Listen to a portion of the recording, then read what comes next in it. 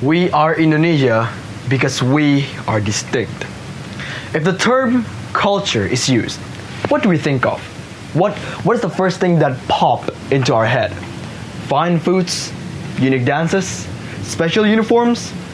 Well, fortunately, Indonesia is home to all of them, as well as 6 distinct religious traditions. It's disheartening, however, to watch that young people nowadays who have no idea what their own cultures and faiths are like. Unless we take action right now, this might become an issue in the future, believe it or not. So, to begin with, there are several well-known dishes in Indonesia, right? One of them being rendang, a Padang meal that includes meat and a variety of spices. I mean, who doesn't love rendang, right? Rendang is a popular dish in Indonesia because of the flavor it imparts to the dish. Now, it's time to discuss the national dances. We have a traditional dance, one of them known as piring dance. You see, West Sumatra's piring dance uses 2 plates and requires the dancer to hold each plate in their hands while synchronizing their movements to the music. And finally, at the end of the dance, the dancer must toss the plates to the ground where they will play in the resulting fractures. I don't know how they do it, but it's our culture. We also have a Javanese angklung from West Java, which is played by holding one of the frames with the left hand and the other hand, right hand, is to shake it off. In terms of traditional weapon, one of ours is keris. The Javanese weapon was originally intended for use in combat. However, nowadays, this historic weapon is now mostly used as a fashion piece worn in conjunction with a traditional Javanese attire. Now, after we talk about culture, let's talk about religion. Islam, Christianity, Catholicism, Buddhism, Hinduism, and Confucianism are the examples of religions that adhere to societal principles and practices found by our Creator, religion. Now, different religion, you see, has different places of worship. The mosque is the place where Muslims gather to offer prayers. Protestant and Catholic Christians practice prayer at the church. Buddhists perform prayer at the monastery. Hindus conduct prayer at the temple. And the shrine is where Confucian devotees worship. Distinct faiths, you see, also have different rituals.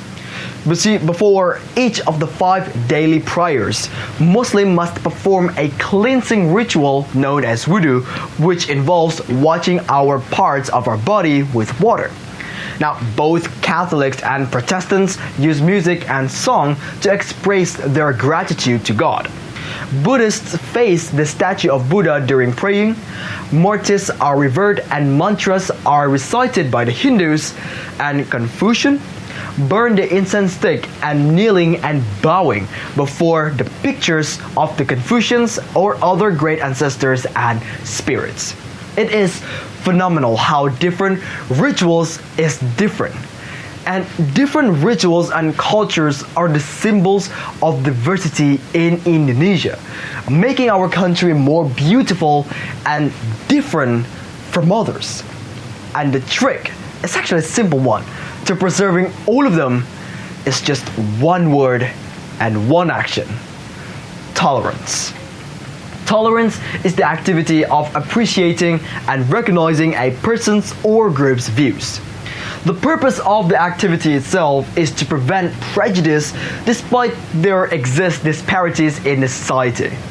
As a member of the global community, Indonesia, well, we also have competition here. As a result, every one of us strives to be the best we can be in our own unique way. And the diversity of our religious and cultural backgrounds gives us an edge over other countries. Just, well, do note here, having these distinct features is not easy. It is tough since disagreement is widespread. Tolerance for persons of various faiths and cultures is one technique to compete on a global basis. And let me state this. while obtaining a prize is an important part of competing, but still, the main goal of competition is to become the best. And I think that with tolerance, Indonesia may be the finest nation to keep peace in diversity. Now, it's easy to engage in tolerable behaviors.